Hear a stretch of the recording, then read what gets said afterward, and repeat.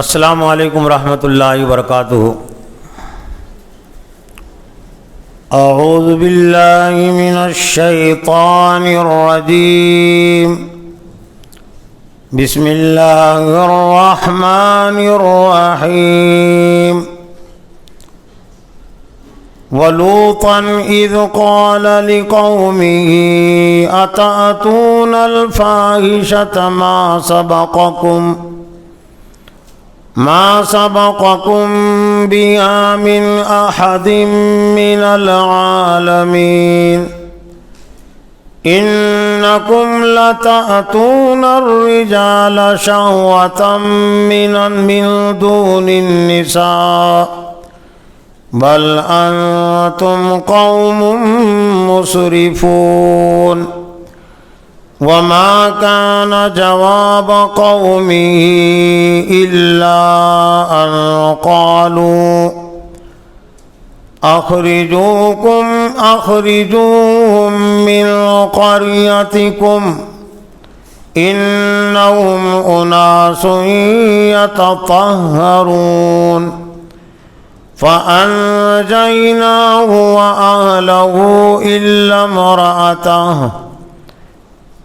إلا امرأته كانت من الغابرين وأمطرنا عليهم مطرا فانظر كيف كان عاقبة المجرمين۔ صدق اللہ العظیم۔ محترم اساتذہ اکرام اور عزیز طلبہ، ابھی آپ کے سامنے قرآن مجید کے سورہ اعراف کی چند آیات تلاوت کی گئی۔ پاروں کی ترتیب اور تقسیم کے لحاظ سے یہ 90 پارے کے 17ویں رکوع کی اخیر کی چند آیات ہے۔ ان آیتوں میں اللہ تعالیٰ نے ایک اہم نبی حضرت لوط علیہ السلام کی دعوت کا تذکرہ کیا، اور لوط علیہ السلام جس قوم کی طرف بھیجے گئے تھے اس قوم کا تذکرہ، اور قوم نے حضرت لوط علیہ السلام کی دعوت کی جو مخالفت کی، جو جھٹلایا، تو اس کا تذکرہ ہے۔ اور مخالفت اور جھٹلانے کے نتیجے میں اس قوم پر جو اللہ کا عذاب آیا، اس عذاب کا تذکرہ ہے۔ قرآن مجید میں اور بھی مقامات پر حضرت لوط علیہ السلام کی دعوت کا تذکرہ ہے، اور قوم کی مخالفت اور نافرمانی کا تذکرہ، اور حضرت صالح علیہ السلام اور ان پر ایمان لانے والوں کی صبر و استقامت کا تذکرہ، اور اس نافرمان قوم پر جو اللہ کا عذاب نازل ہوا، اس عذاب کا تذکرہ۔ آپ اچھی طرح جانتے ہیں کہ یہ ہفتے واری اجتماعات میں گزشتہ کئی مہینوں سے جو دروس کا سلسلہ شروع ہے، وہ انبیاء علیہ السلام کی سیرت اور ان کی دعوت کے عنوان سے یہ سلسلہ شروع ہے۔ اس سے پہلے کی انجمن میں، پہلے کے اجتماع میں حضرت صالح علیہ السلام کی دعوت کا تذکرہ تھا، جن کو اللہ تعالیٰ نے قوم سمود کی طرف مبعوث کیا تھا۔ انبیاء علیہ السلام کا جس سلسلے سے تذکرہ ہے قرآن مجید میں، تو اس سلسلے میں ایک طرح سے ان کا زمانہ بھی متعین ہو جاتا ہے۔ تو ایسا لگتا ہے کہ حضرت صالح علیہ السلام کے بعد حضرت لوط علیہ السلام کا تذکرہ ہے، یعنی زمانے کے لحاظ سے ان کا جو زمانہ ہے حضرت صالح علیہ السلام کے بعد کا زمانہ ہے، اور یہ وہ زمانہ ہے کہ حضرت ابراہیم علیہ السلام بھی اس وقت دنیا میں تھے۔ حضرت لوط علیہ السلام کے متعلق ایک تاریخی حیثیت یہ بھی ہے کہ جب حضرت ابراہیم علیہ السلام نے ملک عراق میں اپنی دعوت دی، جہاں پر وہ پیدا ہوئے تھے، اور مقام پر اور عراق کا ملک، اور ایک طرح سے پورے ملک کو انہوں نے مخاطب کیا اور پورے ملک پر دعوت کی حجت تمام کر دی، تو بہت کم لوگوں نے حضرت ابراہیم علیہ السلام کی دعوت کو قبول کیا تھا۔ انہی میں سے یہ حضرت لوط علیہ السلام بھی ہے۔ مفسرین نے یہ بات بھی لکھی کہ یہ رشتے میں حضرت ابراہیم علیہ السلام کے بھتیجے ہوتے ہیں، یعنی حضرت ابراہیم علیہ السلام کے بھتیجے تھے جنہوں نے حضرت ابراہیم علیہ السلام کی دعوت کو گویا کہ ان رشتے میں حضرت ابراہیم ان کے چچا ہوتے تھے، ان کی دعوت کو قبول کیا۔ اور جب پھر ملک عراق سے حضرت ابراہیم علیہ السلام کو اللہ تعالیٰ نے جو ہجرت کا حکم دیا، تو اس وقت ان کے ساتھ ان کی بیوی بھی تھی اور یہ حضرت لوط علیہ السلام بھی تھے، یعنی گویا کہ ایک مختصر قافلہ تھا جو ہجرت کر کے فلسطین کی طرف آیا۔ اور پھر فلسطین میں آنے کے بعد اللہ تعالیٰ نے حضرت ابراہیم علیہ السلام کو دو اولادیں بھی عطا کی، حضرت اسماعیل اور حضرت اسحاق۔ اور پھر حضرت لوط علیہ السلام کو ایسا لگتا ہے کہ اللہ نے اس مقام پر بھیجا جہاں پر یہ لوط علیہ السلام کی قوم آباد تھی۔ جائے حقوق کے لحاظ سے یہ فلسطین اور عراق کے بیچ میں ایک علاقہ ہے جس کو صدوم کا علاقہ بھی کہتے ہیں، اور آج کی تاریخ میں اس جگہ کو، اب وہ جگہ جہاں پر لوط علیہ السلام کی قوم آباد تھی، وہ ایک طرح سے جگہ سمندر میں تبدیل ہو گئی۔ بحر مردار اس کو کہتے ہیں، بحر مردار کہتے یعنی مرا ہوا سمندر۔ وہ یہ کہ جب اللہ تعالیٰ کا عذاب آیا، آسمان سے بھی پتھروں کی بارش ہوئی اور زمین میں زلزلہ آیا، تو سمندر کے قریب قوم آباد تھی، تو وہ زلزلے کی وجہ سے وہ پوری آبادی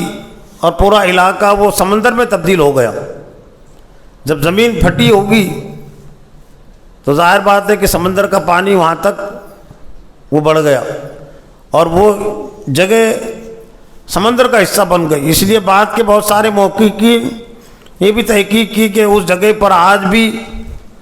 الٹی بستی کے نشانات ملتے ہیں، یعنی بستی کو عالیہ و سافلہ، اس بستی پر جو اللہ نے عذاب نازل کیا تو اوپر نیچے کر دیا، یعنی جو اوپر کا حصہ تھا وہ نیچے کا حصہ اوپر ہو گیا،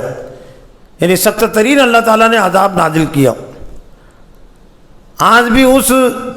جگہ کے پانی کے متعلق ایک تحقیق یہ ہے کہ وہاں کوئی اس سمندر کے اس حصے میں بحر مردار اس کو اس لیے کہتے ہیں کوئی زندہ چیز وہاں پر نہیں رہتی۔ جس عام طور سے پانی میں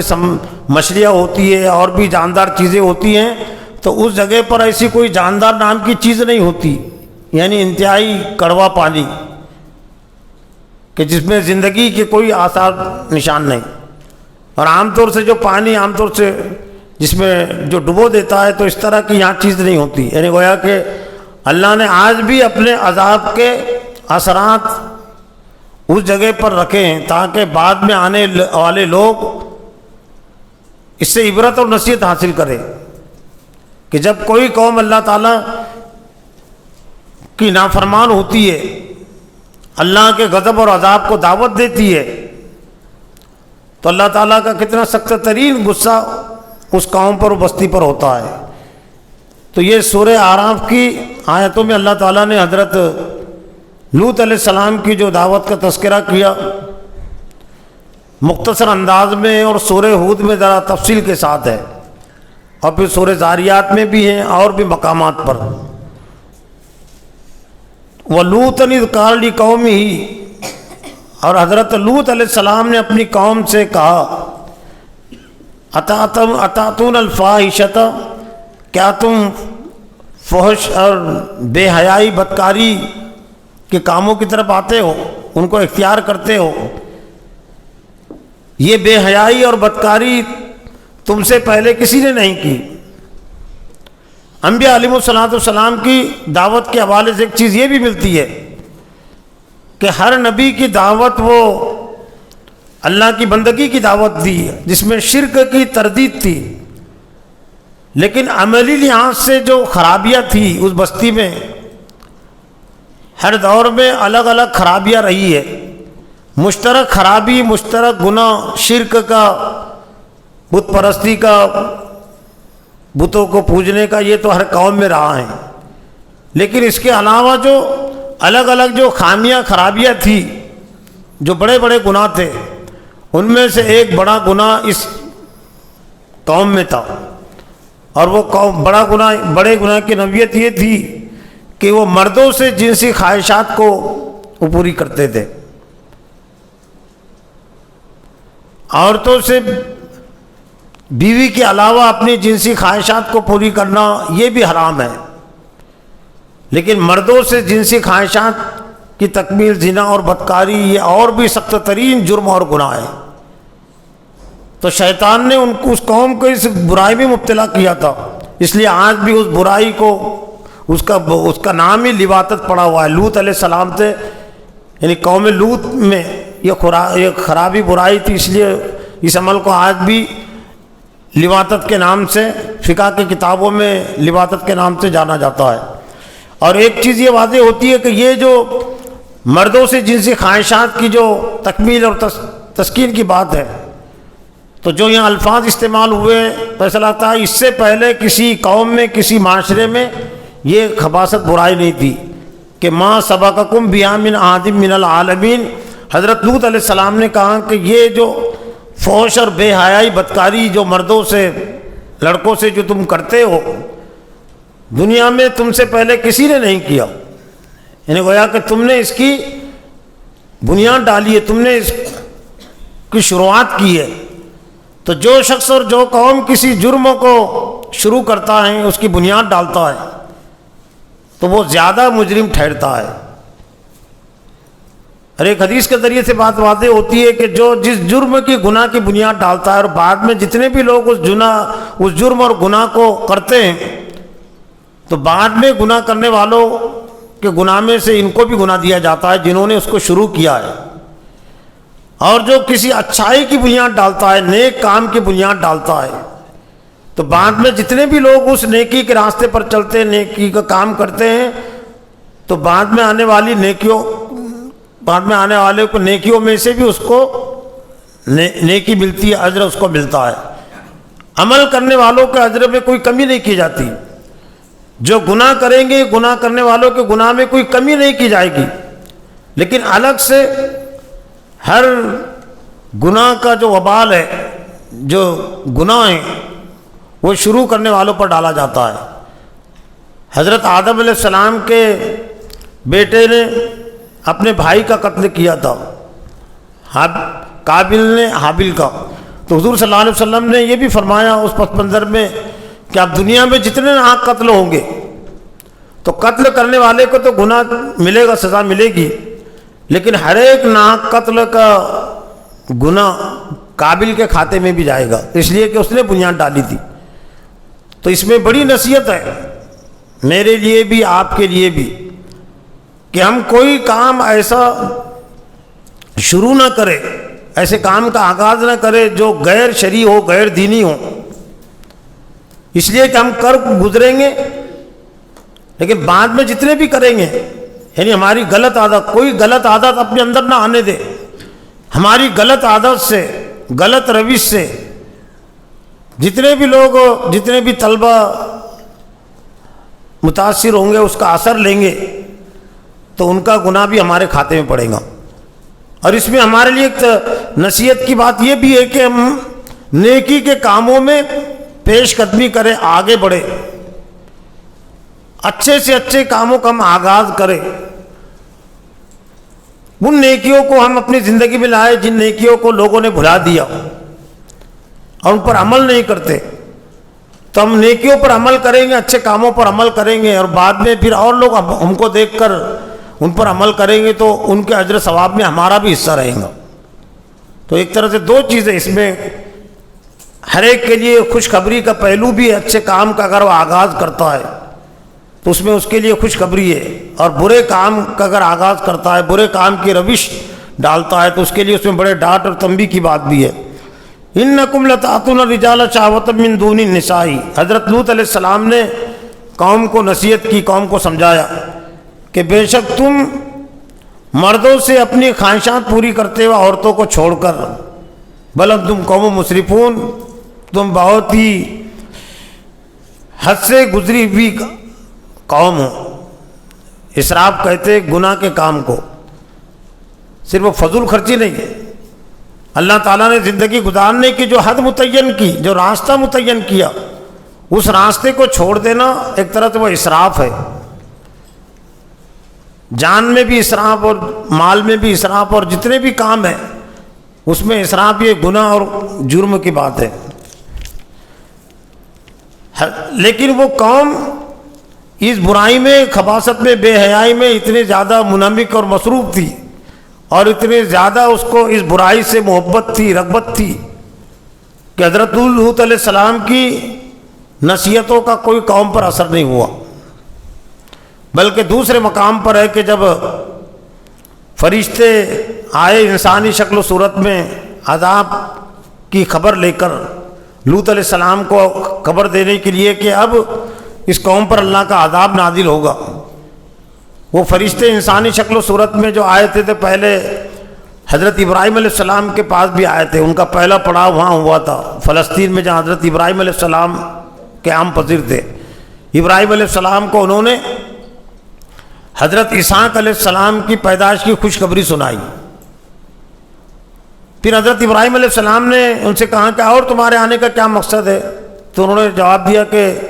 ہم مجرم قوم کی طرف بھیجے گئے ہیں، یعنی لوط علیہ السلام۔ قال فما خطبکم ایھا المرسلون، جو سورہ ذاریات میں ہے، کہ جب انہوں نے حضرت اسحاق کی خوشخبری سنائی، پہلے تو ان کی بیوی کو بھی تعجب ہوا، ان کو بھی تعجب ہوا کہ بڑھاپے میں کیسے اولاد ہوں گی، تو انہوں نے کہا کہ اللہ کے لیے سب تو آسان ہے، اور تم پر اللہ تعالیٰ کی خصوصی اور رحمت ہے اے گھر والوں۔ تو قال فما خطبکم ایھا المرسلون، جب حضرت ابراہیم علیہ السلام نے بھی ان کو عام انسانوں کی طرح سمجھا تھا، مہمان سمجھا تھا، اور مہمان سمجھ کر ان کے لیے ایک بچڑا انہوں نے ذبح کیا اور ان کے سامنے پیش کیا، لیکن فرشتے کھانے پینے کی ضرورت سے بے نیاز ہے، ان کو اس کی کوئی حاجت اور ضرورت نہیں ہے، تو ایک طرح سے انہوں نے اس کی طرف کوئی ہاتھ نہیں بڑھایا، دلچسپی نہیں دکھائی۔ پھر بعد میں بہرحال انہوں نے خود ظاہر کر دیا کہ ہم اللہ تعالیٰ کے بھیجے ہوئے نہیں، گویا کہ فرشتے ہیں اور ہم کو اس طرح کے کھانے کی کوئی ضرورت نہیں۔ اس سے ایک بات واضح ہوتی ہے کہ انبیاء بھی عالم الغیب نہیں ہیں۔ حضرت ابراہیم علیہ السلام اگر عالم الغیب ہوتے تو پہچان لیتے نا، سمجھ لیتے نا کہ فرشتے ہیں، اور کھانے کھا بھی نہیں سکتے، پی بھی نہیں سکتے، ان کو کوئی ضرورت نہیں، تو بچڑا وہ پیش نہیں کرتے تھے۔ ایک تو اس میں ان کی مہمان نوازی کا ہی پتہ چلتا ہے کہ جب مہمان آ گئے ان کے پاس تو بغیر کسی کا انتظار کیے، بغیر پوچھے ہوئے کہ تم کو حاجت ہے یا نہیں، انہوں نے جو کچھ ان سے ہو سکتا تھا تیار کر کے سامنے پیش کر دیا۔ تو حضرت ابراہیم علیہ السلام نے کہا کہ اب تمہاری کیا غرض ہے، تم اور کس کام کے لیے بھیجے گئے؟ قالوا انا ارسلنا الی قوم مجرمین، جہاں سے 27واں پارہ شروع ہوتا ہے، وہاں پر جس قوم کا تذکرہ وہ قوم لوطی ہے، تو انہوں نے کہا کہ ہم بھیجے گئے ہیں نافرمان قوم کی طرف، لوط علیہ السلام کی جو نافرمان قوم ہے اس کی طرف بھیجے گئے ہیں، لنرسل علیہم حجارۃ من طین، تاکہ ہم ان پر برسائے حجارۃ من طین، پتھروں کی بارش، یعنی پتھروں کی بارش کرنے کے لیے ہم بھیجے گئے ہیں، مسومۃ عند ربک، جو نشان زد جو طے شدہ ہیں تیرے رب کے پاس، للمسرفین، نافرمانوں کے لیے۔ مفسرین نے بات لکھی کہ اس سے مراد ہے کہ جو پتھروں کی بارش اس قوم پر ہوئی، یعنی آسمان سے اور نیچے سے بھی زلزلہ آیا، تو گویا کہ ہر مجرم قوم کے لیے ایک پتھر متعین تھا، نامزد تھا، مطلب اللہ کی طرف سے، فرشتوں کی طرف سے یہ طے تھا کہ یہ فلاں پتھر فلاں مجرم کے اوپر گرایا جائے گا، اس کو اس پتھر کے ذریعے سے ہلاک کیا جائے گا۔ اب وہ اللہ کی طرف سے بارش تھی، یہ اولے وغیرہ جو گرتے ہیں تو اس کے سامنے کچھ بھی نہیں ہے، یہ تو پانی کے ہوتے ہیں. وہ واقعتاً پتھروں کی بارش تھی، یعنی خدائی پتھر وہ کتنے شدید ہوں گے اور کتنے گرم ہوں گے، اس کو الفاظ نے میں نے بیان کیا. اس لیے وہ جگہ پوری جو ہے وہ کھنڈرات میں تبدیل ہو گئی، اور جو کبھی خشکی کا علاقہ تھا، خشکی کا حصہ تھا، وہ بعد میں سمندر کا حصہ بن گیا، وہ پتھروں کی بارش کی وجہ سے جو اللہ کی طرف سے بارش اللہ نے برسائی. تو وہ کہ ہر مجرم کے لیے ایک پتھر متعین تھا. فَأَخَذْنَا مَنْ كَانَ فِيهَا مِنَ الْمُؤْمِنِينَ، پس ہم نے نکال لیا ان میں جو مومنین تھے، یعنی حضرت لوط علیہ السلام اور ان پر جو ایمان لانے والے تھے، اگرچہ تھوڑے تھے. ان کی بیوی بھی ان کے ساتھ نہیں تھی، بیوی پر بھی اللہ کا عذاب آیا. 2 نبیوں کا تذکرہ قرآن مجید میں ایسا ہے کہ ان کی بیویاں نافرمان تھی اور ان پر اللہ کا عذاب نازل ہوا. ایک تو حضرت نوح علیہ السلام کی بیوی اور دوسرے حضرت لوط علیہ السلام کی بیوی، جس کا تذکرہ سورہ تحریم میں وَضَرَبَ اللَّهُ مَثَلَ الَّذِينَ آمَنُوا امْرَأَتَ فِرْعَوْنَ نہیں، وہ وَضَرَبَ اللَّهُ مَثَلَ الَّذِينَ كَفَرُوا امْرَأَتَ نوح وامرأة لوط كانتا تحت عبدين من عبادنا صالحين فخانتاهما فلم يغنيا عنهما من الله شيئا وقيل ادخلوا النار مع الداخلين. اللہ تعالیٰ نے کافروں کے لیے خاص طور سے نوح علیہ السلام کی اور لوط علیہ السلام کی بیوی کی مثال بیان کی. تحت عبدين من عبادنا صالحين، دونوں وہ ہمارے نیک بندوں کی زوجیت میں تھی، یعنی نبیوں کی زوجیت میں تھی. فخانتاہما، لیکن دونوں نے خیانت کی، نبیوں کی تعلیمات کو انہوں نے قبول نہیں کیا دل سے، یعنی بظاہر تو ساتھ میں رہی لیکن اندر سے ان کی حمایت اور ان کی ہمدردی قوم کے ساتھ تھی، مشرک اور مجرم قوم کے ساتھ. تو اللہ نے فرمایا کہ یہ خیانت ان کو کچھ بھی فائدہ نہیں دے سکی. وقیل ادخلوا النار مع الداخلین، اور ہم نے ان دونوں سے کہا کہ تم آگ میں داخل ہو جاؤ. اس سے ایک بات یہ واضح ہوتی ہے کہ آخرت کی کامیابی کے لیے جنت میں داخلے کے صرف رشتہ کافی نہیں ہے. میاں بیوی کا رشتہ بہت قریبی ہوتا ہے، باپ اور بیٹے کا رشتہ قریبی ہوتا ہے، لیکن یہ رشتہ بھی ان کو کام نہیں آیا. شوہر نبی ہیں اور جنت میں جانے والے ہیں، اور بیوی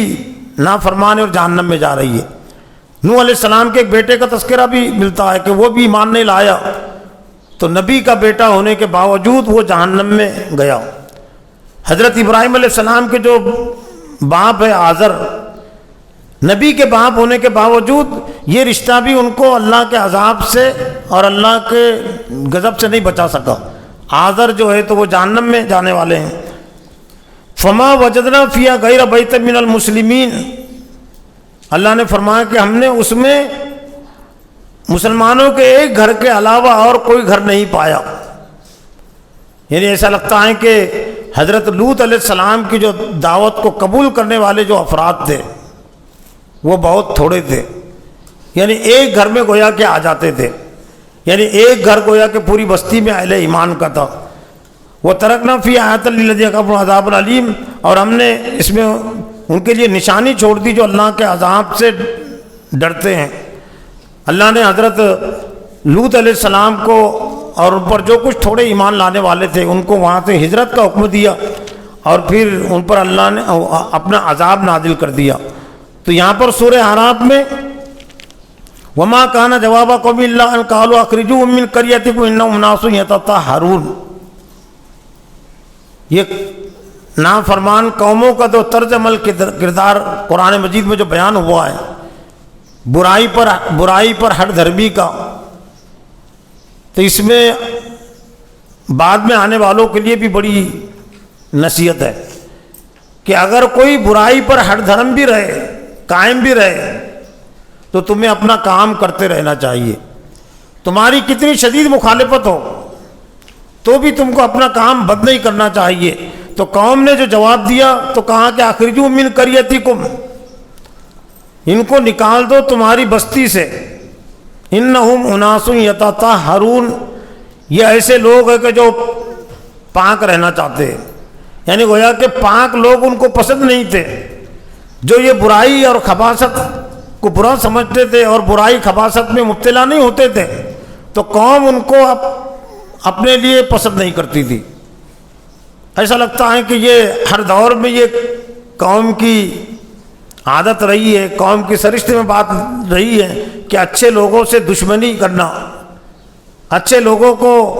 برا بھلا کہنا، ان کو گالیاں دینا، ان کو بستیوں سے نکالنے کی دھمکی دینا، ان کو شہر بدر کرنا، یہ ہر دور میں گناہ گاروں کا شیوا رہا ہے۔ لیکن یہ ان کو بستی سے کیا نکالیں گے؟ اللہ تعالیٰ نے ان کو دنیا بدر کر دیا۔ دنیا بدر کا مطلب ان کو موت کے گھاٹ اتار دیا۔ انبیاء علیہ السلام کو قوموں نے در بدر کی ڈرکی بھی، جلا وطنی کی دھمکی بھی دی، بستی سے شہر سے نکالنے کی دھمکی دی، لیکن انہوں نے کوئی پرواہ نہیں کی۔ دین کے کاموں کی بنیاد پر ہجرت ہوتی ہے، جلا وطنی آج تک کسی نہیں ہوئی، کوئی جلا وطنی کرنے پر کامیاب نہیں ہو سکا۔ ہاں، ہجرت اللہ کے حکموں سے ہوتی ہے، اور ہجرت میں اللہ تعالیٰ نے برکت بھی رکھی اور اس میں انعام بھی رکھا ہے۔ تو ایسے ہی حضرت لوط علیہ السلام کو پھر اللہ تعالیٰ نے کہا کہ راتوں رات یہاں سے نکل جاؤ۔ دوسرے مقامات پر یہ کہ جب وہ فرشتے آئے جو پہلے حضرت ابراہیم علیہ السلام کے گھر آئے تھے، اور وہی انسانی شکل و صورت میں حضرت لوط علیہ السلام کے گھر آئے، ان کو یہ اطلاع دینے کے لیے کہ اب قوم پر اللہ کا عذاب نازل ہونے والا ہے رات میں، تم صبح ہونے سے پہلے پہلے، جب صبح ہوں گی صبح اللہ کا عذاب آئے گا، تو اس سے پہلے پہلے یہاں سے نکل جاؤ۔ تو جب یہ انسانی شکل و صورت میں آئے نوجوان کی صورت میں، تو لوط علیہ السلام کے گھر کا بستی والوں نے، قوم نے گھیراؤ کر لیا اور کہا کہ ان کو ہمارے حوالے کرو۔ لوط علیہ السلام نے اس موقع پر بڑی بے بسی کا اور پریشانی کا اظہار بھی کیا، اس لیے کہ وہ ان کو اپنا مہمان سمجھ رہے تھے۔ تو انہوں نے کہا، جب یہ ان کے پاس پہنچے، سورہ ہود میں ذرا تفصیل کے ساتھ ہے کہ جب وہ آئے کہ وَلَمَّا جَاءَتْ رُسُلُنَا لُوطًا سِيَّ بِهِمْ وَذَاقَ بِهِمْ ذَرْعًا وَقَالَ هَذَا يَوْمٌ عَصِيبٌ۔ جب ہمارے رسول یعنی فرشتے قاصد لوط علیہ السلام کے پاس پہنچے، تو انہوں نے اپنے آپ کو بہت تنگ محسوس کیا کہ اب میں کیا کروں۔ یعنی ان کے پاس ایسی طاقت اور قوت نہیں تھی انسانوں کی کہ جو قوم کا مقابلہ کر سکے، اور قوم کے جو افراد ہیں انہوں نے گھیراؤ کر لیا اور تقاضا کرنے لگے کہ یہ نوجوانوں کو ہمارے حوالے کرو۔ یعنی برائی خباثت وہ انسان سمجھ رہے تھے ان کو۔ تو لوط علیہ السلام نے بڑی بے بسی کا اظہار کیا، وجاؤ قوم یورعون الیہ، اور آئی قوم اس کے پاس یورعون الیہ، دوڑتے ہوئے بھاگتے ہوئے۔ یعنی سب کو جب معلوم ہوا کہ یہاں چند خوبصورت نوجوان لوط علیہ السلام کے گھر آ گئے، تو جو ان کی سرشت میں تھی یہ خباثت، بے حیائی لڑکوں سے مردوں سے پوری کرنے کی، تو گویا کہ انہوں نے کہا کہ ہمارے مطلب کی چیز آ گئی۔ وَمِن قَبْلُ كَانُوا يَعْمَلُونَ السَّيِّئَاتِ، اور اس سے پہلے برے اعمال میں مبتلا تھے۔ قَالَ يَا قَوْمِ هَؤُلَاءِ بَنَاتِي هُنَّ أَطْهَرُ لَكُمْ، حضرت لوط علیہ السلام نے اسے کہا کہ یہ قوم کی بیٹیاں ہیں، یعنی اللہ تعالیٰ نے جو جائز طریقہ رکھا ہے جنسی خواہش کی تکمیل کا، وہ یہ ہے کہ تم نکاح کرو اور نکاح کے ذریعے سے پھر اپنی وہ ضرورت پوری کرو۔ تو تم یہ بیٹیوں کو اور عورتوں کو چھوڑ کر، نکاح کے عمل کو چھوڑ کر، یہ بے حیائی بدکاری جو تم لڑکوں سے اور مردوں سے کے ساتھ تم کیوں کرتے ہو؟ وَلَا تُخْزُونِي فِي ضَيْفِي، اور فَاتَّقُوا اللَّهَ، اللہ سے ڈرو، اللہ کا تقوی اختیار کرو، اور مجھے میرے مہمانوں کے سلسلے میں رسوا مت کرو۔ یعنی کیسی بے بسی حضرت لوط علیہ السلام نے ظاہر کی۔ الفاظ سے اتنی تو ہم وعدے نہیں کر سکتے، لیکن کچھ نہ کچھ الفاظ میں تو بات موجود ہے کہ اے میری قوم، مجھے میرے مہمانوں کے سلسلے میں رسوا کیوں کر رہے؟ ظاہر بات ہے کہ میزبان کے لیے بڑی تکلیف دہ چیز ہوتی ہے کہ اجنبی مقام کے لوگ اس کے پاس آئے اس سے ملنے کے لیے، اور پھر قومی کے کچھ افراد جو ہے تو ان کے ساتھ برا ارادہ رکھے، برا معاملہ کرے، لیکن ان کو ابھی تک یہ معلوم نہیں تھا کہ فرشتے۔ الیس منکم رجل رشید، حضرت لوط علیہ السلام نے کہا کہ کیا تم میں ایک بھی آدمی نہیں، سمجھدار آدمی، سمجھ بوجھ رکھنے والا تم میں ایک بھی نہیں؟ یعنی گویا کہ پوری قوم کے قوم یعنی برائی خباثت میں مبتلا تھی۔ ایسے ماحول سے انبیاء علیہ السلام کو گزرنا پڑا، اور یہ اللہ تعالیٰ نے ان کا تذکرہ اس لیے کیا کہ تاکہ بعد میں آنے والے لوگ ایسے ماحول میں اپنے آپ کو مایوس نہ سمجھے، بے بس نہ سمجھے۔ قالوا لقد علمت ما لنا فی بناتک من حق وانک لتعلم ما نرید، قوم کے لوگوں نے کہا کہ اے لوط، تجھے معلوم ہے کہ ہم کو لڑکیوں میں، عورتوں میں کوئی دلچسپی نہیں۔ یعنی برائی کی انتہا، خباثت اور بدکاری کی انتہا، جسے کہہ سکتے کہ انتہا کا لفظ بھی پھیکا پڑ جائے، کہ ایک ہے برائی کرنا اور برائی پر کچھ احساس کرنا، اور ایک ہے برائی کرنا اور برائی پر فخر کرنا، فخر جتلانا۔ یہ بہت آگے کی چیز ہو جاتی ہے کسی قوم کی تباہی بربادی کے لیے، کوئی فرد کے لیے، قوم کے لیے بھی۔ تو قوم کے لوگوں نے کہا کہ تجھے معلوم نہیں کہ ہم کو عورتوں سے کوئی دلچسپی نہیں، یعنی ہم کو اگر دلچسپی ہے تو یہ مردوں سے ہیں، لڑکوں سے ہیں۔ وَإِنَّكَ لَتَعْلَمُ مَا نُرِيدُ، اور تو اچھی طرح جانتا ہے کہ ہم چاہتے کیا ہے۔ یعنی گویا کہ صاف طور سے انہوں نے اپنا جو مدعا ہے اندر ان کا خباثت کا، بے حیائی کو، اس کو ظاہر کر دیا کہ ہم یہ چاہتے ہیں کہ تو یہ جو مہمان ہیں جو آئے تیرے گھر، ان کو ہمارے حوالے کر دے تاکہ ہم ان کی خواہشات پوری کریں۔ قَالَ لَوْ أَنَّ لِي بِكُمْ قُوَّةً أَوْ آوِي إِلَىٰ رُكْنٍ شَدِيدٍ۔ لوط علیہ السلام نے اس موقع پر بڑی بے بسی کے ساتھ یہ کہا کہ لَوْ أَنَّ لِي بِكُمْ قُوَّةً، کاش کہ میرے لیے، میرے پاس تمہارے مقابلے کی کوئی طاقت اور قوت ہوتی، او آوی لا رکن شدید، یا میں کوئی ایسی پناہ کا اختیار کرتا کہ جہاں پر میں بچ جاتا، یعنی اپنے مہمانوں کو میں بچا لیتا۔ لیکن فرشتے سب دیکھ رہے تھے، آزمائش اللہ کے پاس ہے۔ حالانکہ فرشتے پہلے بھی تسلی دے سکتے تھے نا، اتنا حضرت لوط علیہ السلام کو انہوں نے پریشان ہونے کا موقع دیا، لیکن آزمائش صبر انعام۔ جب ذہنی تکلیف پہنچتی ہے، جسمانی تکلیف پہنچتی ہے زیادہ دین کی بنیاد پر، تو وہیں سے ذہنی انعام بھی شروع ہوتا ہے، جسمانی انعام بھی شروع ہوتا ہے۔ جب ذہن تھک جاتا ہے، جسم تھک جاتا ہے اللہ کے دین کے کاموں سے، تو اللہ تعالیٰ پھر وہاں سے اس کو راحت و آرام پہنچاتا ہے۔ تو جب فرشتوں نے دیکھا کہ اب لوط علیہ السلام کی جو آزمائش ہے یہ بہت ہو چکی ہے، تو انہوں نے کہا کہ قالوا یا لوط انا رسول ربی کا، اے لوط ہم تیرے رب کے بھیجے ہوئے ہیں، یہ ہمارا کیا بگاڑ سکے، ہم سے قریب کیا آتے ہیں۔ لوط علیہ السلام کو اسی تکلیف ہو رہی تھی نا کہ اب یہ میرے مہمان میرے پاس آئے ہیں، یہ قوم ان پر غلبہ پالیں گی اور ان کے ساتھ بدسلوکی کریں گی، بدکاری کریں گی، اور میری اس میں بڑی ذلت اور رسوائی ہوگی۔ تو لوط علیہ السلام کو کہا کہ ہم تیرے رب کے بھیجے ہوئے ہیں، لن یصلوا الیک، یہ تجھ تک نہیں پہنچ سکیں گے، یہ ہم تک بھی نہیں پہنچ سکتے اور تم تک بھی نہیں پہنچ سکیں گے۔ فاسر بھی علی کا بھی کتنی من اللیل، پس تو اپنے اہل کو، اہل سے مراد ہے ایمان والے، جو کچھ تیرے ساتھ ایمان والے ہیں، تو رات کے ایک حصے میں ان کو اب یہاں سے نکال لے،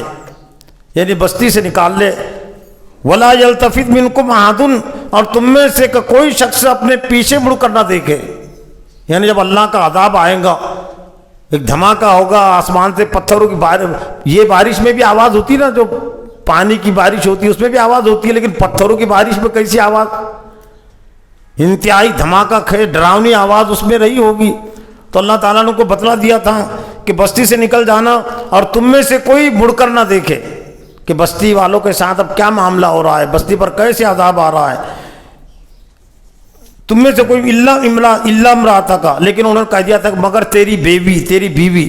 یہ مڑ کر بھی دیکھیں گی، اور وہ بستی میں قوم کے ساتھ وہ رہیں گی، اور وہ ساتھ نہیں آ سکیں گی۔ اور ظاہر بات ہے کہ جب وہ مومن نہیں تو اللہ تعالیٰ توفیق بھی نہیں دے سکتا، آ بھی نہیں سکتی تھی۔ انہ مصیبہ ما اصابہم،